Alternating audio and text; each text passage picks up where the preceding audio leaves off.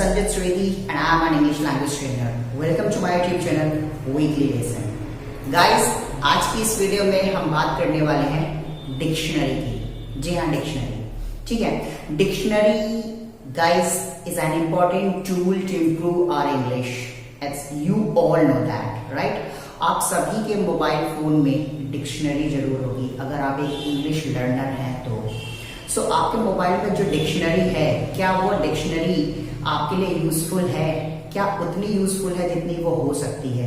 क्या उसमें वो सारे फीचर्स हैं जो होने चाहिए एक डिक्शनरी में, एक कंप्लीट डिक्शनरी में? सो आज मैं आपको बताने वाला हूँ कि एक कंप्लीट डिक्शनरी में क्या क्या फीचर्स होने चाहिए जिससे आप उस डिक्शनरी से अभी जितना सीख पा रहे हैं उससे 10 गुना आप ज्यादा सीख सकते हैं और अपनी इंग्लिश को और बेहतर बना सकते हैं।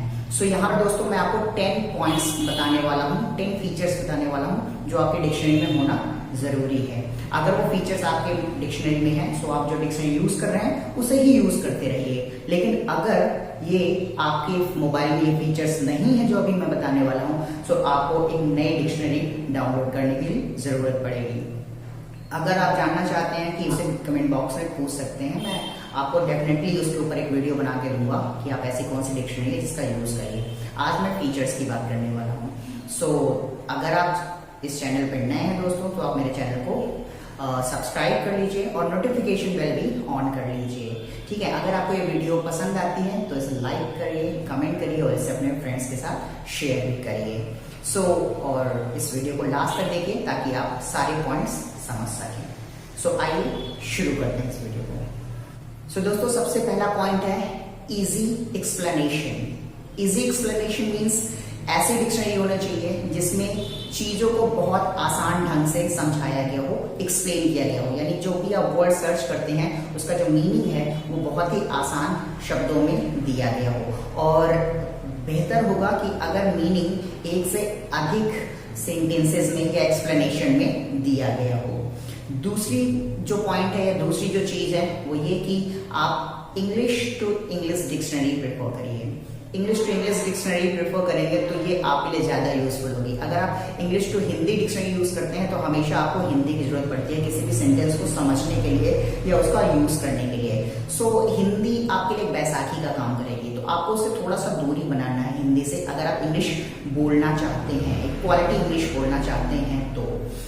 English to English dictionary use करिए जिसमें इंग्लिश में ही चीजों को एक्सप्लेन किया गया हो आसान लैंग्वेज में, राइट। जो थर्ड पॉइंट है हमारा वो ये कि जो भी आप वर्ड सर्च कर रहे हैं उस वर्ड का पार्ट ऑफ स्पीच दिया होना चाहिए। पार्ट ऑफ स्पीच मतलब कि जो आप वर्ड सर्च कर रहे हैं वो पार्ट ऑफ स्पीच के किस पार्ट का है, यानी कि क्या वो नाउन है या वो वर्ब है या एडवर्ब है या एडजेक्टिव है या एटसेट्रा, यानी वो कौन सा पार्ट ऑफ स्पीच है ये भी उसमें मेंशन होना चाहिए। नेक्स्ट जो पॉइंट है वो है फॉर्म्स ऑफ वर्ब, यानी एक वर्ब की 5 फॉर्म्स होती हैं और वो पांचों फॉर्म्स उस डिक्शनरी में दी होनी चाहिए जिनसे आप उन्हें भी प्रिपेयर कर सकें, राइट। नेक्स्ट जो पॉइंट है word family. Word family means जो वर्ड आप सर्च कर रहे हैं वो अकेला वर्ड का अगर आप मीनिंग देखेंगे तो आपको बहुत सारे वर्ड्स प्रिपेयर करने पड़ेंगे। लेकिन अगर आप एक सिर्फ वर्ड का मीनिंग ही देख कर नहीं उसकी पूरी फैमिली को प्रिपेयर करते हैं, ठीक है, तो ये आपके लिए ज्यादा यूजफुल होगा। यानी जो वर्ड आप सर्च कर रहे हैं उसमें सिर्फ वर्ड ही ना हो, उसकी पूरी फैमिली भी हो। फैमिली, वर्ड फैमिली मीन्स कि अगर आपने जो वर्ड सर्च किया है अगर वो नाउन है तो उसके साथ उसका एडजेक्टिव फॉर्म भी मेंशन हो, उसका एडवर्ब फॉर्म भी मेंशन हो वहां पर, यानी वहां पर आपको ये चीजें भी दी गई हो। Got it? तो वो एक यूजफुल डिक्शनरी बन सकती है। नेक्स्ट पॉइंट कि आपका जो वर्ड आप सर्च कर रहे हैं उसके सिनोनिम्स भी होने चाहिए और इंटोनिम्स भी होने चाहिए, इससे आप ज्यादा वर्ड्स कवर कर पाएंगे, राइट। ये नेक्स्ट टिप थी। After words that are needed means ऐसे वर्ड्स जिनके साथ कुछ प्रीपोजिशंस आते हैं या कुछ अदर वर्ड्स आते हैं और वो वर्ड्स का मतलब बदल देते हैं, जिन्हें हम इंग्लिश में बोलते हैं फ्रेजल वर्ड्स। यानी जैसे आप कोई वर्ब सर्च कर रहे हैं या एडजेक्टिव वर्ड आपने सर्च किया है तो उसके साथ एक प्रीपोजिशन लगता है तो उस वर्ड का जो मतलब है वो पूरी तरीके से बदल जाता है। तो ऐसे भी वर्ड्स वहां पे दिए होने चाहिए कि प्लस अगर मैं बात करूं कि उसके साथ अगर प्रीपोजिशंस लगकर अगर कुछ नए वर्ड्स बन रहे हैं या कोई दूसरा वर्ड ऐड होकर उसका एक नया मीनिंग निकल रहा है तो वो भी वर्ड्स वहां पे दिए होने चाहिए। जैसे कि गो के साथ अप लगा दिया गया तो गो आप एक नया मीनिंग देगा, go down, go ahead, go mad, go crazy, right. So ये वर्ड्स भी वहां पे मेंशन होने चाहिए। इससे आप उन वर्ड्स के साथ बनने वाले जो फ्रेजेस हैं उन्हें भी प्रिपेयर कर पाएंगे, right. The pronunciation, the next point is pronunciation which is most important guys.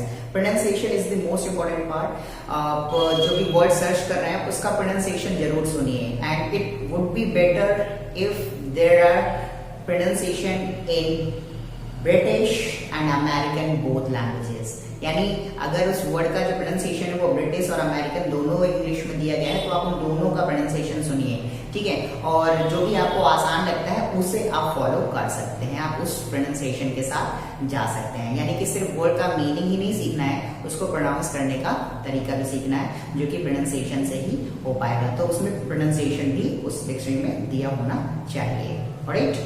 The next point is examples, sentences. यानी जो भी वर्ड आप सर्च कर रहे हो उसके एग्जाम्पल्स कई सारे दिए होने चाहिए ताकि आप उस वर्ड का यूज करना सही से सीख सकें कि किस तरीके के सेंटेंस उस वर्ड से बनाए जा सकते हैं या कौन कौन से यूजफुल सेंटेंसेस हैं जिनका हम इस्तेमाल कर सकते हैं। यानी कि आप जो है जो वर्ड्स डिक्शनरी जो इस्तेमाल करिए ऐसे जिसमें आपको वर्ड के साथ साथ उसके एग्जाम्पल्स भी दिए गए हों, सिर्फ वर्ड का मीनिंग ही ना दिया गया हो। What it guys? Plural of nouns, यानी अगर आप कोई नाउन वर्ड सर्च कर रहे हैं तो उसका जो प्लूरल फॉर्म है वो भी वहां पर दिए होने चाहिए।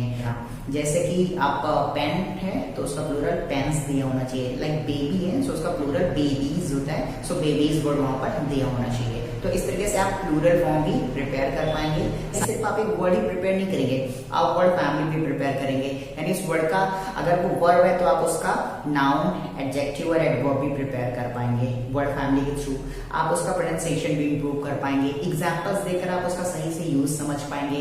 प्लस अगर उसमें प्लूरल फॉर्म्स दिए गए तो आप प्लूरल फॉर्म्स भी प्रिपेयर कर पाएंगे। प्लस डिग्रीज दी गई हैं तो आप कंपैरेटिव डिग्री और सुपरलेटिव डिग्रीज भी प्रिपेयर कर सकते हैं, राइट। ऐसे इसलिए डिक्शनरी में ये सारे पॉइंट्स होना जरूरी है, जिनसे आप एक वर्ड ही नहीं सिर्फ सर्च करेंगे बल्कि कंप्लीट वर्ड सर्च आउट करेंगे और उस वर्ड को आप अच्छे ढंग से प्रिपेयर कर पाएंगे। सो दोस्तों, अगर आपके डिक्शनरी ये पॉइंट्स नहीं है, ये सारी चीजें आपके डिक्शनरी में नहीं मिलती हैं, तो ये एक यूजफुल डिक्शनरी नहीं है। आप उसे अनइंस्टॉल कर देना चाहिए और एक ऐसी डिक्शनरी सर्च करना चाहिए जिसमें ये सारे पॉइंट्स दिए गए हों। अगर आप जानना चाहते हैं ऐसी कौन सी डिक्शनरी है तो आप मुझे कमेंट बॉक्स में लिख सकते हैं, मैं आपको बताऊंगा कि ऐसी कौन सी डिक्शनरी है जिसमें ये सारे पॉइंट्स आपको मिलने वाले हैं। सो आई होप सो गाइस, आपको समझ में आ गया होगा कि आज की इस वीडियो में मैं आपको बताना चाहता था कि डिक्शनरी जो है वो एक इम्पॉर्टेंट रोल प्ले करता है आपकी इंग्लिश को इम्प्रूव करने में। सो वो डिक्शनरी ऐसी होनी चाहिए जो यूजफुल हो। सो इसलिए दोस्तों, आप अपनी डिक्शनरी को चेकआउट करिए और उसे चेंज करिए अगर उसमें ये सारे पॉइंट्स नहीं दिए गए हैं, ये सारे फीचर्स नहीं हैं तो। So thank you so much guys. It's enough for today's lesson. See you soon with a new lesson. Till then, keep getting motivation and dedication.